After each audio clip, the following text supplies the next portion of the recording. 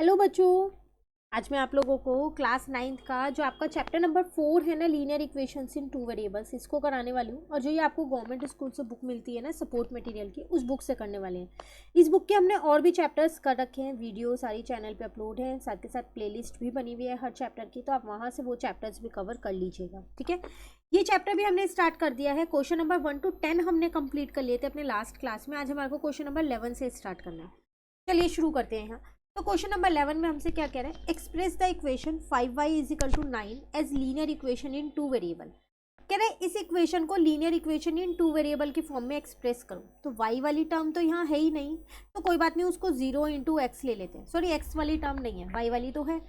Plus का 5y हो जाएगा, माइनस का 9 इज इक्वल टू 0। हो गई एक्सप्रेस।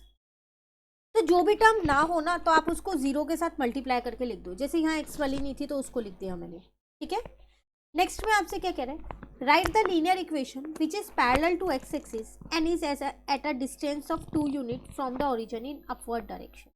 कह रहे हैं एक ऐसी लीनियर इक्वेशन लिखो जो पैरेलल होगी एक्स एक्सिस के। ठीक है, एक्स एक्सिस ये होती है ना एक्स एक्सिस, इसके पैरेलल होगी, साथ के साथ ओरिजिन से 2 यूनिट पे अपवर्ड डायरेक्शन में, तो ऊपर की साइड ना।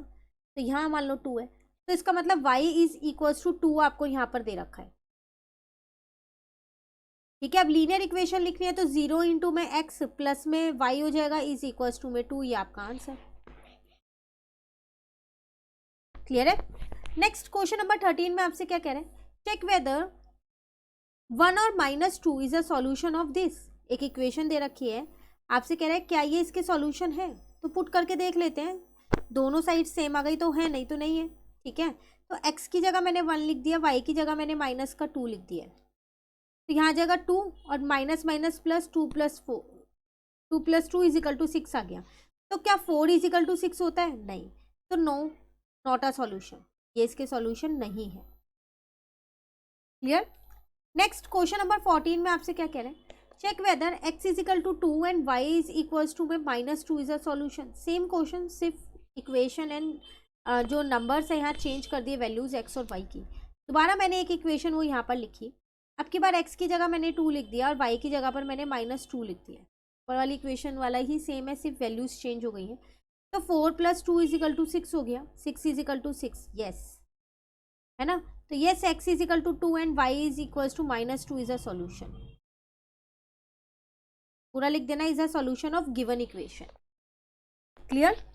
नेक्स्ट क्वेश्चन नंबर 15 में आपसे क्या कह रहा है, how many solution are there for the equation y is equal to में 5x प्लस का 2।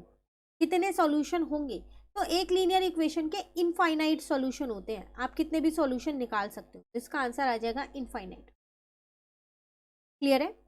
नेक्स्ट क्वेश्चन नंबर 16 में आपसे क्या कह रहा है, find the value of k if x is equal to -1 and y is equal to 1 is a solution of the equation. एक equation आपको दे रखी है, kx माइनस का 2y इज इक्वल टू 0।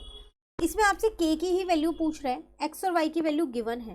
तो k की जगह मैंने -1 रख दिया, y की जगह मैंने 1 रख दिया। ठीक है, तो यह आ जाएगा माइनस का k माइनस का 2 इज इक्वल टू 0। माइनस का k इज इक्वल्स टू में 2 आ गया, k की वैल्यू कितनी आ गई, माइनस का 2 आ गई।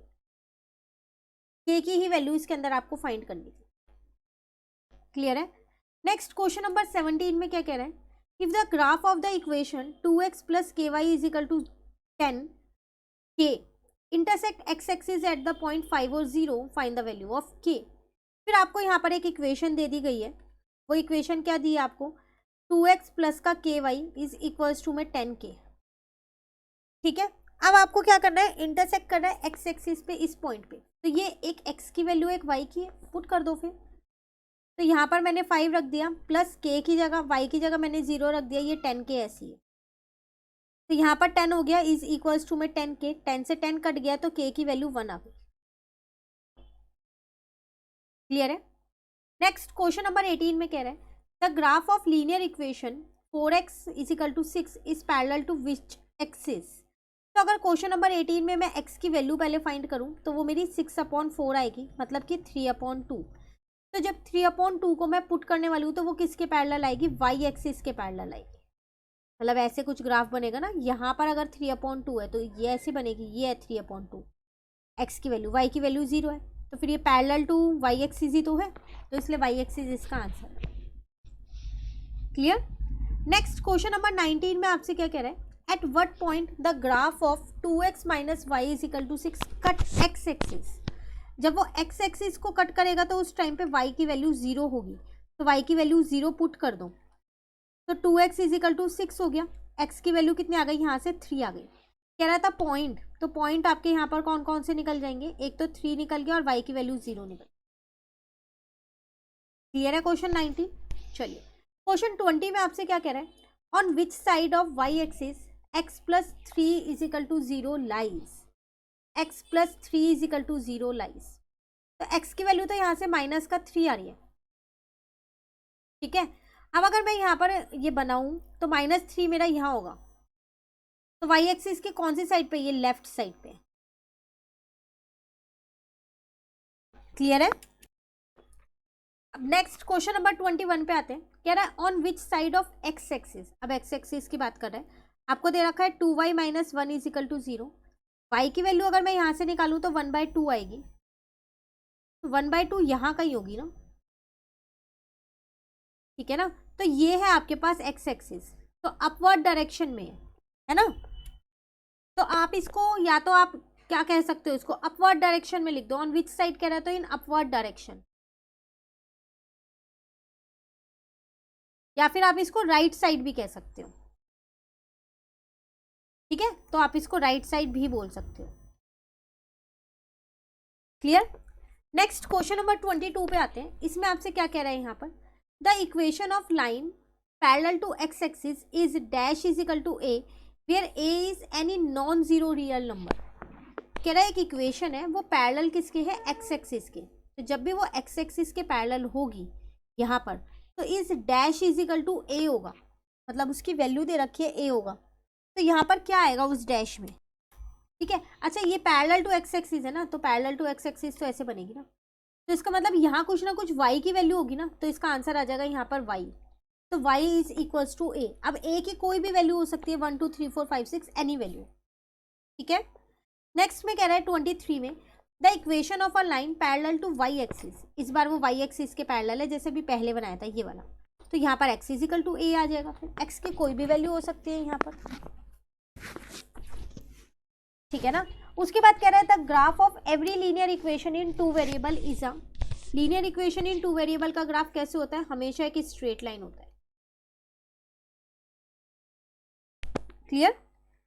नेक्स्ट में कह रहा है an equation of the form ax plus b is equal to 0 where a b are real number and a is not equal to 0 in a variable x geometrically represent। आपको एक equation दे रखी है, कह रहा है आप इसे ज्योमेट्रिकली कैसे रिप्रेजेंट करोगे। इसमें a b x सब आपको बता रखा है कौन सी चीज़ क्या है, तो कैसे दिखाओगे।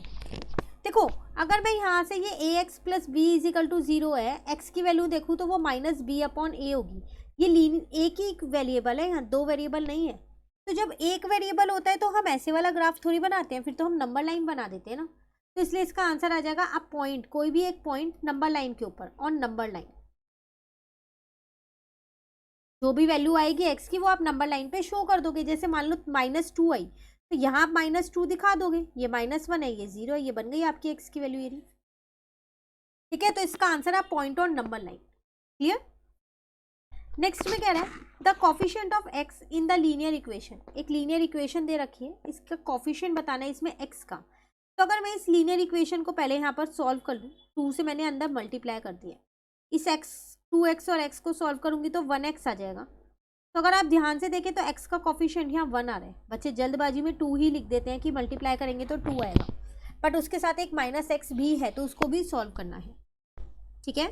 तो आज हमने क्वेश्चन नंबर 11 से लेके क्वेश्चन नंबर 26 तक कंप्लीट कर लिए। अब नेक्स्ट क्लास में हम अपने इस चैप्टर की केस स्टडी करेंगे, जो कि बहुत इंपॉर्टेंट है। तो आप इन क्वेश्चन में अगर आपको कहीं भी डाउट हो तो आप कमेंट करके पूछ लेना, और अगर आपको ये वीडियो अच्छी लगी तो आप इसको लाइक ज़रूर कीजिएगा और मेरे चैनल को सब्सक्राइब कीजिए। Thank you.